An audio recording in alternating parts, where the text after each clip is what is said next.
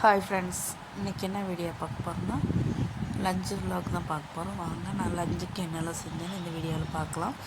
First இங்கெல்லாம் clean பண்ணுறதுக்குங்க, அதையெல்லாம் நல்லா க்ளீன் பண்ணி பாத்திரமெல்லாம் கழுகுறதுக்கு அதையெல்லாம் கழுகிட்டு அதுமாதிரி டேபிள் டாப்பெல்லாம் துடைக்கிறதுக்குங்கிறது. இப்போ பாத்திரமெல்லாம் கழுகி கமுத்தியாச்சு. இப்போ டேபிள் டாப்பெல்லாம் துடைச்சி சுத்தம் பண்ணியாச்சு. அடுப்பையும் சுத்தம் பண்ணி வச்சாச்சு. இப்போ விறகெல்லாம் அடுப்பில் போட்டு தீப்பற்ற வச்சுக்கலாம். இப்போ உலச்சட்டி அடுப்பில் வச்சுக்கலாம். அதுக்கப்புறம் அந்த அடுப்புலையும் தீப்பற்ற வச்சு மட்டும் பருப்பு வேக வச்சுக்கலாம்.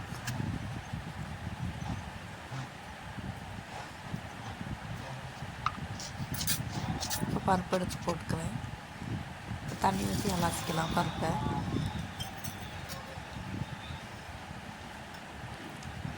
இப்போ அலசி மட்டும் பருப்பு வேக போட்டுக்கலாம்.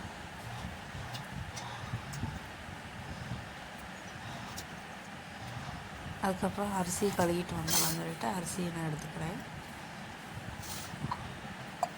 அரிசி நல்லா வாஷ் பண்ணி எடுத்துக்கலாம்.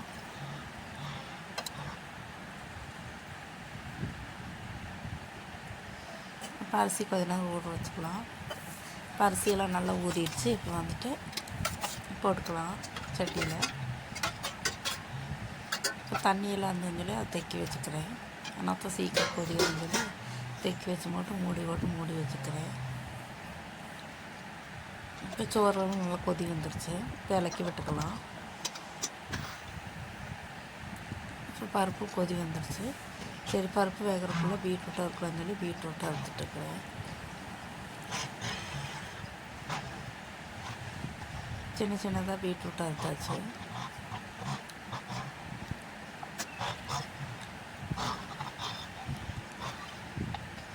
அதெல்லாம் அறுத்து ஒரு பாத்திரத்தில் போட்டு வச்சுக்கலாம்.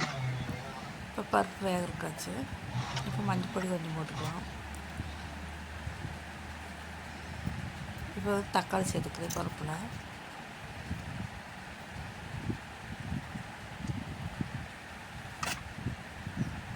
அதுக்கப்புறம் காயெல்லாம் போட்டாச்சு வேகிறதுக்கு.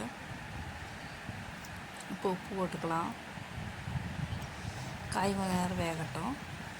அதுக்கப்புறம் தேங்காய் அரைச்சிட்டு வந்தாங்கன்னா தேங்காய் மிக்ஸி ஜாரில் போட்டுக்கிறேன். அதுக்கப்புறம் சாம்பாருக்கு தேவையான பொடியெல்லாம் போட்டுக்கலாம். மஞ்சள் பொடி, மிளகா பொடி, மல்லிப்பொடி, சாம்பார் பொடியெல்லாம் போட்டுக்கலாம். பின்ன வந்துட்டு பீட்ரூட்டு பெருக்கி போட்டு வெங்காயம், மிளகாயும், மஞ்சள் பொடி, மிளகா பொடி, தேங்காயெல்லாம் போட்டு கையில் நல்லா பிசைச்சிக்கலாம். கருவேப்பிலையெல்லாம் போட்டு அதுக்கப்புறம் சோறு வந்துருச்சுன்னு சொல்லி போட்டு சோறு பார்க்குறேன். சோறெல்லாம் வந்துருச்சு, அதை வடிச்சுக்கலாம். சோறு வடித்தாச்சு.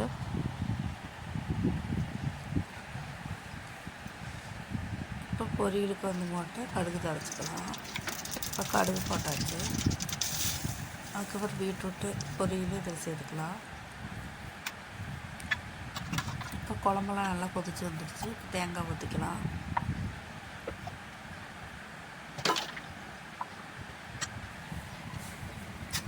தேங்காய் ஊற்றி நல்லா கொதி வந்தோன்னா நம்ம தாளித்து ஊற்றிக்கலாம். இப்போ தாளிச்சது ஊற்றியாச்சு. இப்போ அது மூடி வச்சு வேகட்டும். இப்போ பீட்ரூட்டு பொரியல் ரெடி ஆகிடுச்சு. அது ஒரு பாத்திரத்தில் மாற்றிக்கலாம். அதுக்கப்புறம் சாம்பார் இதில் ஊற்றிக்கலாம். இப்போ சோறு, பீட்ரூட்டு பொரியல், சாம்பார் ரெடி. வாங்க சாப்பிட்லாம்.